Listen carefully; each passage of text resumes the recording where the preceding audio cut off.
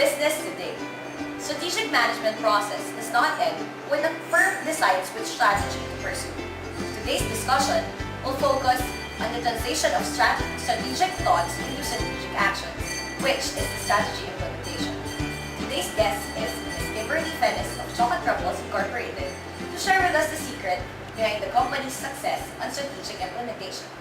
Good morning, Ms. Fennis. Thank you for coming today. Good morning. It's my pleasure to be here today. CHAPTER07 is one of the most established, successful chocolate brand globally.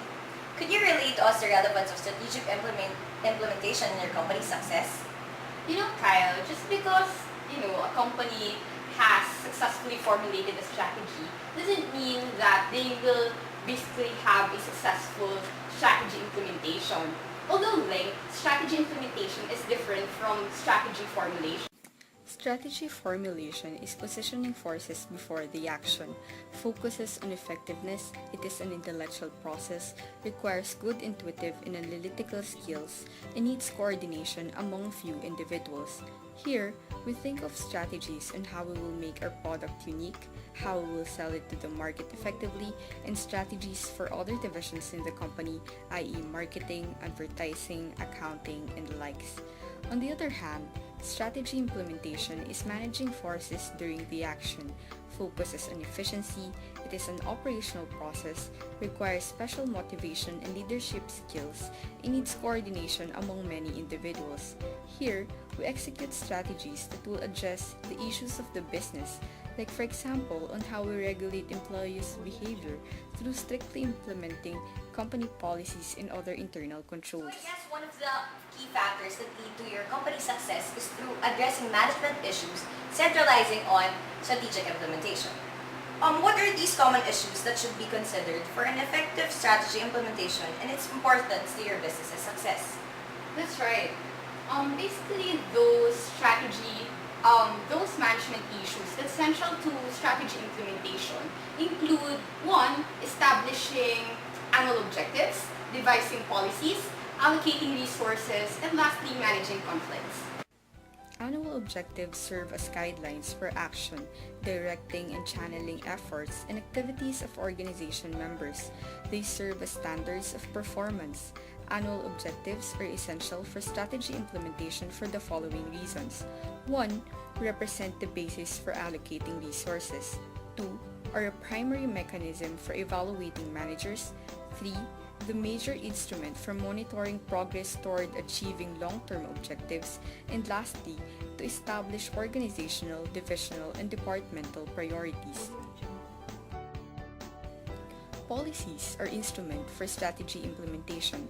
Policies set boundaries, constraints, and limits on the kinds of administrative actions that can be taken to reward and sanction behavior. They clarify what can and cannot be done in pursuit of an organization's objectives. Policies let both employees and managers know what is expected of them, increasing the likelihood that strategies will be implemented successfully. For example, in our company we have a no smoking policy within the vicinity of the workplace. If found smoking, it will be considered as a first offense and corresponds to a memo from the higher official. Then in second offense, a dismissal will be charged to the offender. Through strictly implementing this no-smoke policy, we preempt company damages such as fire and other related accident that will delay our operations, and at the same time, we protect our employees' health, hence preserving a productive human resources. Nothing could be more damaging to strategic management and to organizational success than for resources to be allocated in ways not consistent with priorities indicated by approved annual objectives. All organizations have at least 4 types of resources that can be used to achieve desired objectives: financial resources, physical resources, human resources, and technological resources. Establishing annual objectives can lead to conflict because individuals have different expectations and perceptions. Schedules create pressure, personalities are incompatible, and misunderstandings between line managers such as production supervisors and staff managers such as human resource specialists occur.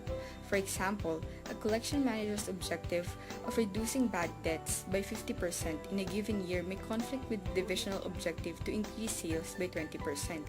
Conflict is unavoidable in organizations, so it is important that conflict be managed and resolved before dysfunctional consequences affect organizational performance. Conflict is not always bad. An absence of conflict can signal indifference and apathy. Conflict can serve to energize opposing groups into action and may help managers identify problems. Wow, that was a comprehensive explanation of strategic implementation.